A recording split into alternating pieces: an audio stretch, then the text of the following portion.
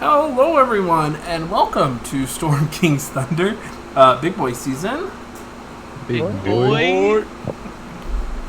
Our Storm King's Thunder campaign set in the Forgotten Realms. We are here for our 38th episode.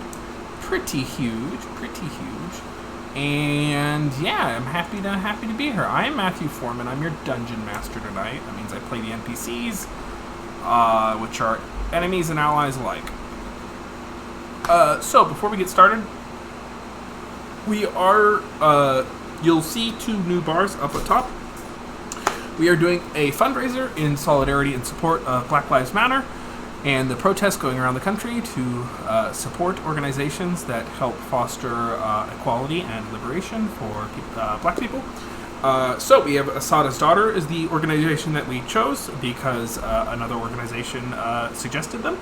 That because they were already flooded, so we chose Asada's Daughters. So we have two ways you can help out by donating money directly. I believe !donate will get you the link. Both of them actually looks like. So you can either do that through dollars or bits. However, whichever will work will get money to the wonderful organization. So yeah, and if you want to find out how you can help, you can also do !ways to help or !BLM in the chat. So those are the two things we have going on tonight. We can do our player intros now. Take it away, players. Yo, okay, so I'm Tom. Here playing games with people here. Wow. I play Geyser, the Drow fighter. Yeah,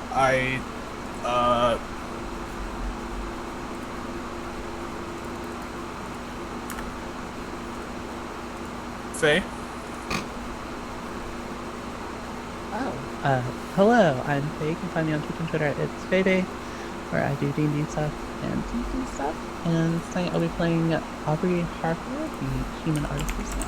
And, yeah, we're gonna go rescue a storm giant king, maybe, possibly. I'm sure it'll go great. Hey May, what's up? Hi, I'm May. I play Alyssa Soloniari, the Asimar Druid. I'm super excited to do this charity tonight, and if you noticed my tweet, if we hit a certain dollar amount, I will do something truly awful to Tom's character during the big boss fight. So, donate for good and get bad things that happen to Tom as the payout. Okay, Crowan. I support this. That's my intro. No, I'm just kidding. My name is Crowan. I do a bunch of TFT stuff, and yeah, tonight I'm playing Zane Kordakai, the Tiefling Sorcerer from Mirabar, and excited to see how tonight goes. It should be eventful one way or another.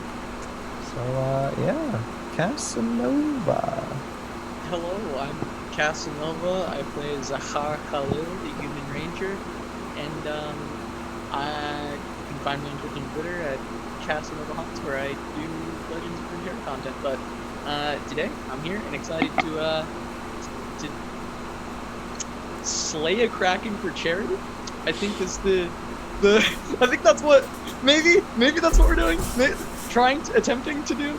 At least saving a storm giant for charity. There we go. There you go. Excited to do it. And yeah. Oh man, I guess this just leaves Mac. Yeah, I can do the recap. Everyone else went, right? Yeah, okay. Okay, so when we last left the Heroes of Triboar, they had... Oh, fuck me. What happened? It's I know we've actually been playing, like, about every week, but it feels like each week is, like, an eon apart, so I'm struggling to remember. You all went out to sea. Yes, okay. They had just, after defeating Duke Zolto in a trial by combat, they returned to Waterdeep and set out onto the sea on the Golden Goose Casino on the ship which is on the ship of the Kraken, in search of and in hopes for a rendezvous with the Storm Giant King, who is being held captive on a ship with powerful magical protections known as the Morkoth. They set off onto that a couple month long cruise with the Oh God. With the never look at chat. That's the golden rule. With the after meeting the new character Zakar Khalil, they began to search and investigate the whereabouts and happenings, the things going on the Golden Goose Casino and in the ship of the Kraken. They were successful in part.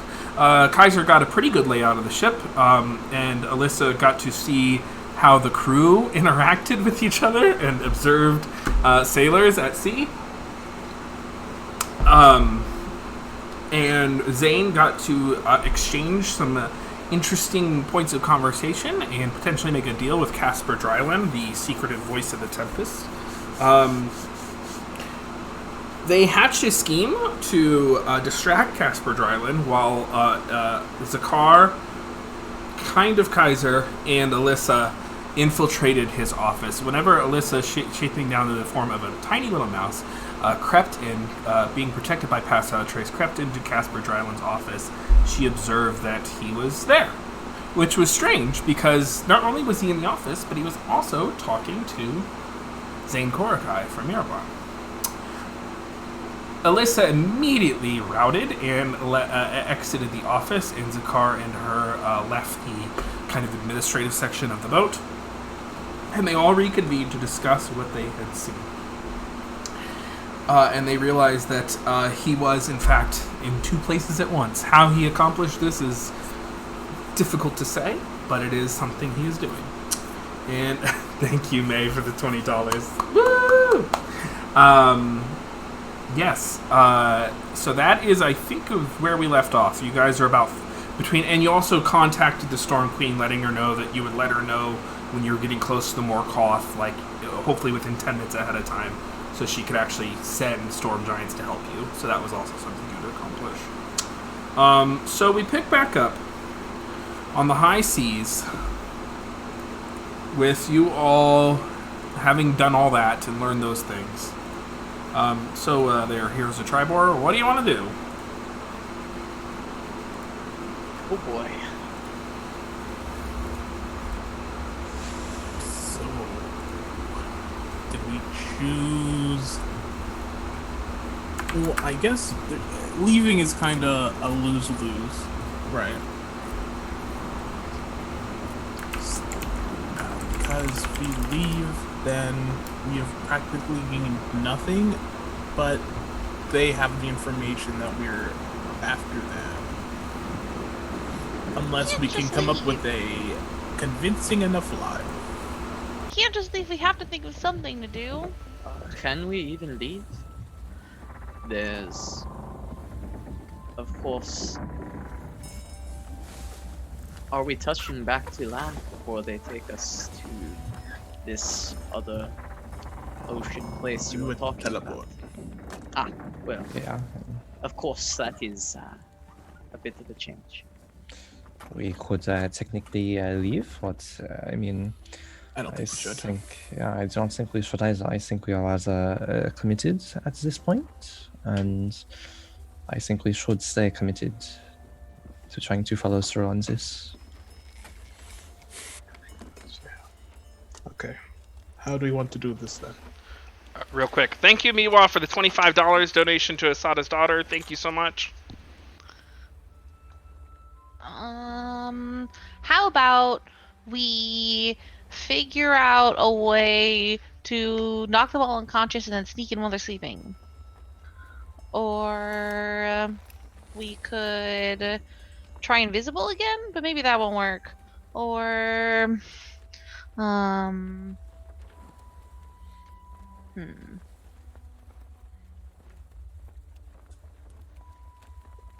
To what end? Knocking them all out for just to have less people contesting us when we all reach the Morkoth, this other ship. Yeah. Okay. How many times can you teleport per day? Who, myself? Yes. I can create a teleportation circle 2 times per day, potentially. 2 times per day. So we have the storm giants that we called are arriving at this time. We guessed that we would reach our destination of the Kraken, right? Yes, and so we can, of course, update them when we know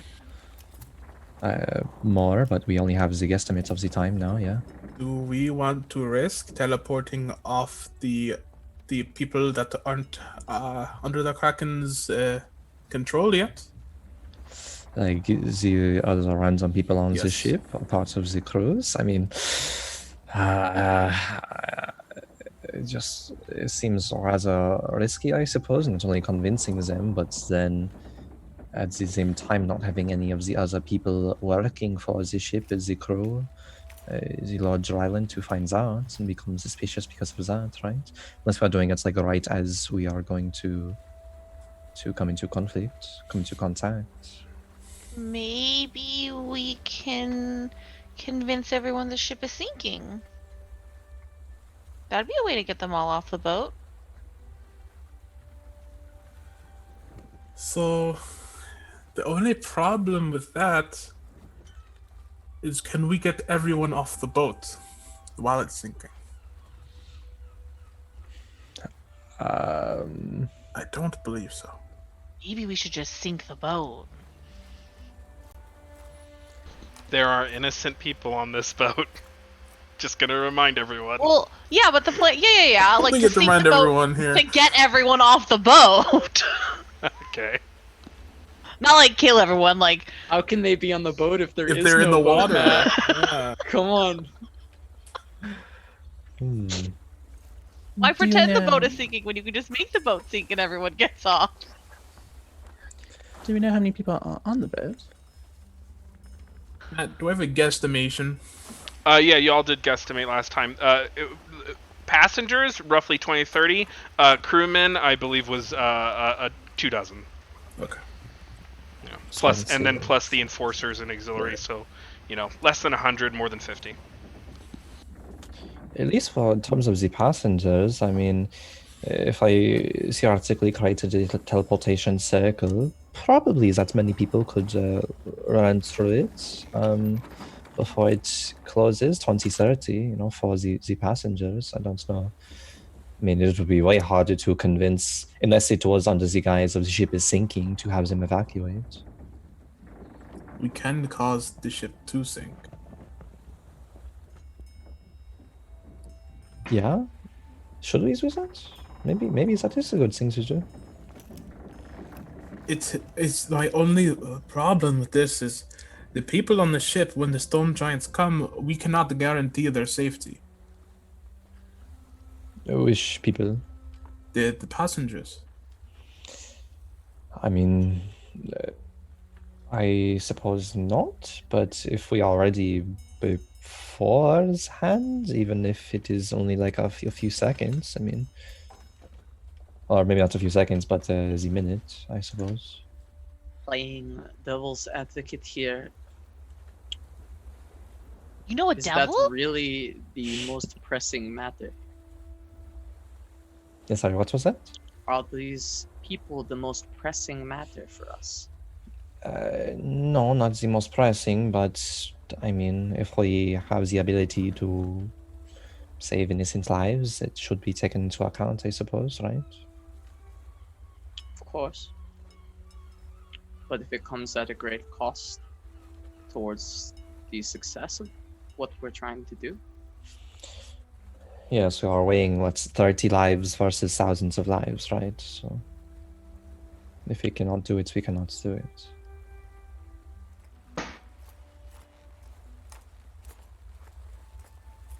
it's not a decision that I envy, but it is one that must be made.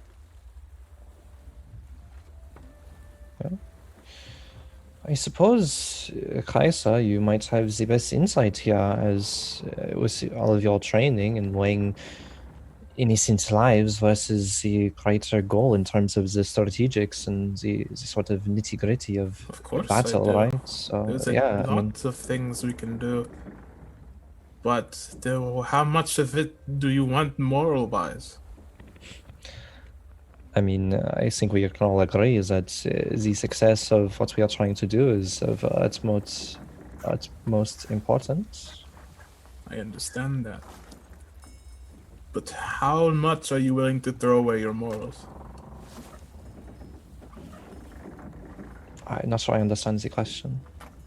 There is a lot of things we can do on this boat. I need to know, before I say anything, how far are you willing to go for me to propose that option? It might be easier for him to respond if you gave him examples. Okay. You don't lose your moral by proposing an idea. You lose it when you go through it. Well, we may kill all of the workers on the boat. We may sink the ship, which would kill everyone here, excluding us, most likely. We may wait for the storm giants. When we do that, we should sink the boat as well, if we want the highest chance, because we do not know the capabilities of this ship.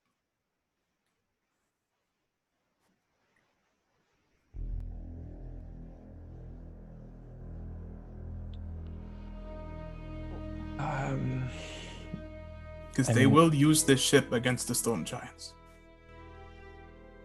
So we would need to break it if we're using utmost strategy. What if we try to take over the ship before we make it to the Kraken? Before we make it to the reinforcements? While there are still only a few of them here. I can agree with that. It is if we recognize the workers on the ship to be people or not people. I mean, the workers on the ship are people, yes? Then how do you want to take this over without killing them? Can we trap them in the quarters before taking out the boys? Dryland.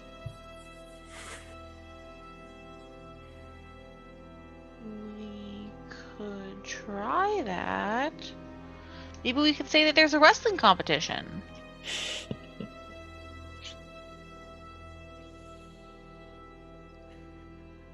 Trapping them in their quarters can work. It's just the only we just don't know how much Lord Dryland can do. I mean, he can make himself into two. He's probably pretty powerful. I would assume so as well. So trapping them seems very difficult.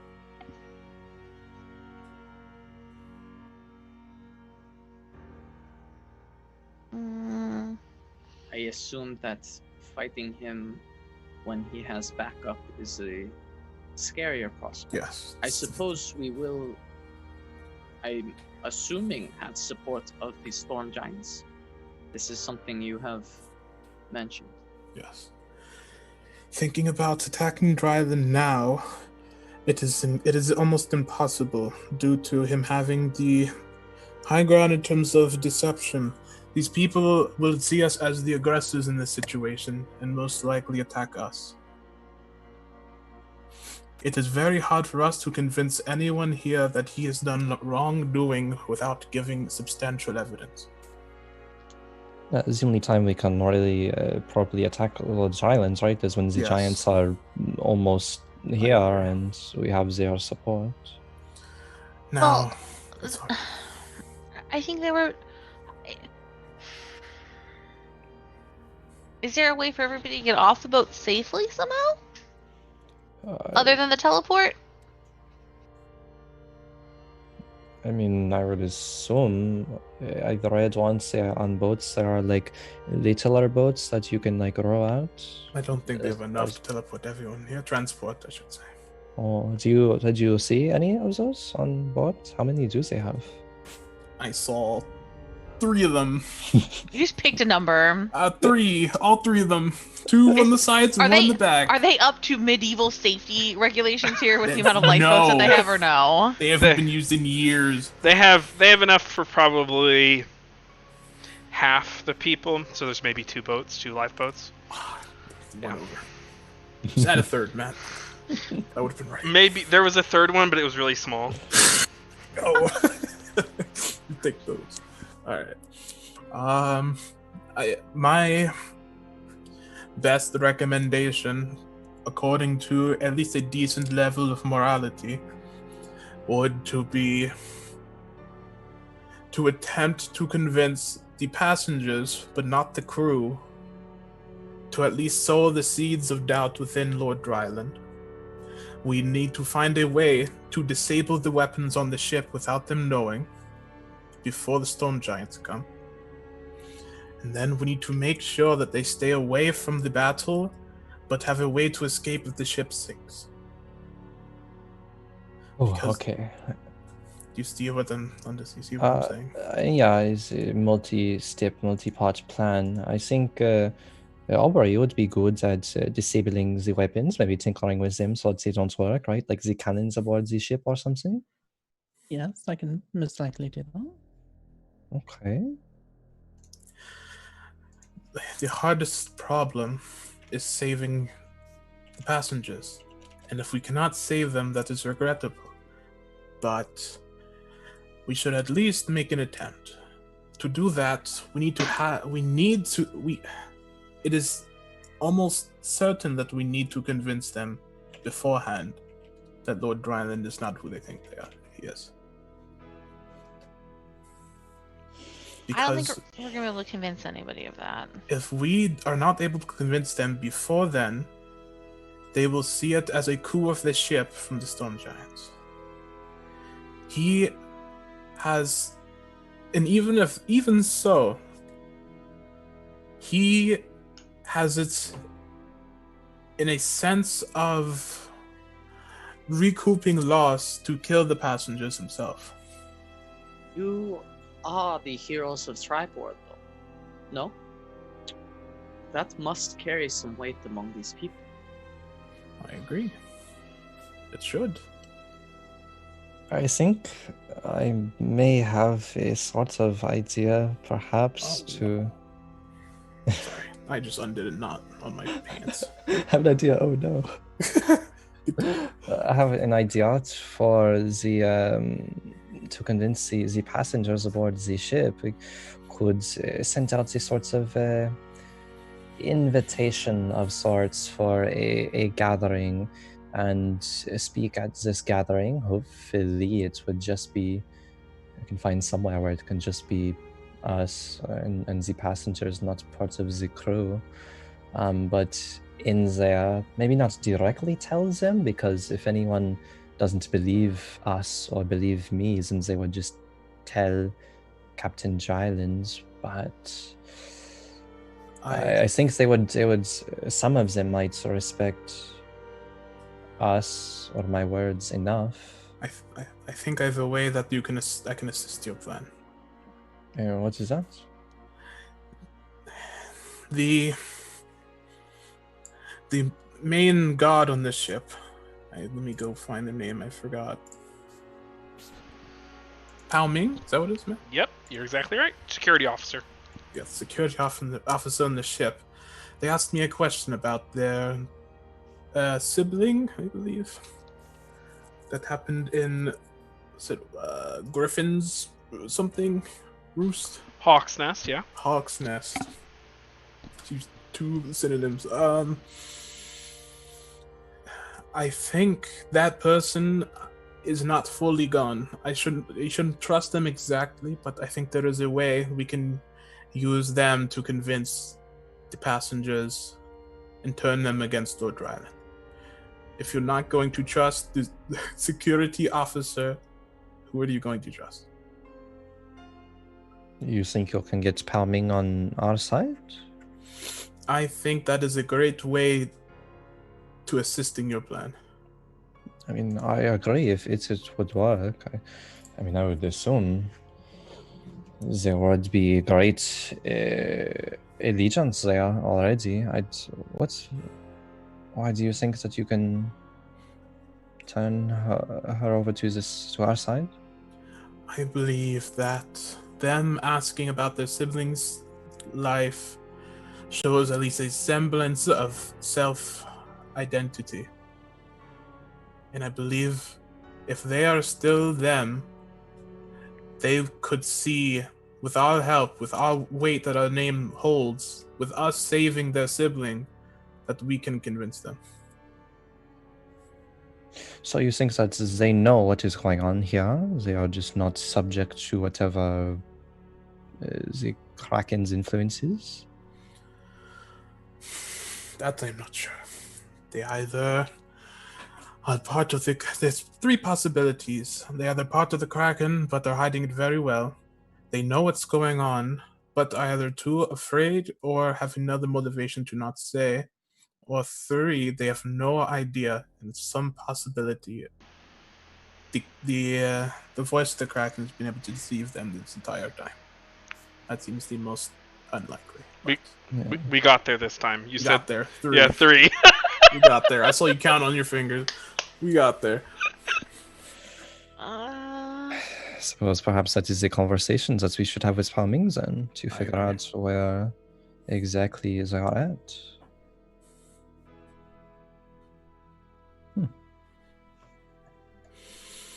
Okay. Now, if you'll trust me, I can show you what we should do. Okay. Now, I believe Aubrey needs someone to watch over her as she's able to disable these weapons. Or at least sabotage them in a sense. I can assist with this. Okay, It fits my skill set nicely. that works. Now, Alyssa will need to go. No, I need to go. Me and Zane will go to talk to Palming and try to convince them. Alyssa, Yeah. you need to keep an eye on where the captain is at all times. Okay. At least one of them. Only one eye?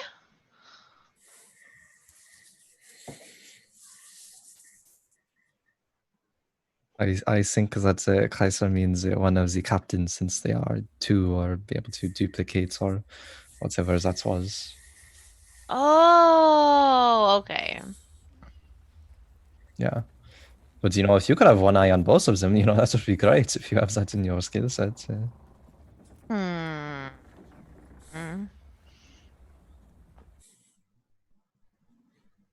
I don't think I can do that. It was worth a shot. Yeah. Is everyone okay with this plan? Yes. Okay, I guess that's everyone. Okay. So, yes, I'm having a conversation with Pao Ming. What if Pao Ming's allegiances do lie very heavily with Lord Dryland, and she goes to tell Lord Dryland of... I suppose I just need to be careful with what we say. If Pao Ming is not able to relinquish her trust of Dryland, then our only chance is to convince the passengers ourselves, which will be more difficult, I believe. It might even be a bit harder than just that. It may be if Pao Ming goes and tells Lord Dryland of suspicions of us, might even have an opportunity to do that. Might be stopped right there. What was who was Pao Ming's sibling? We met them in Hawk's Nest. Their name was... Matt, what was their name? I forget. Hold on, I actually fucked it up last time, so let me get it right this time. Oh, okay. 1 second. It was... Their sibling was not Zhang. Zhang was the other Zentarum person. Their name... They were the one that was throwing the pieces of earth from the ground. They were like an earth monk sorcerer. Their name... I have it right here. Where'd you go? Okay. Ji Long. So it's Ziliang.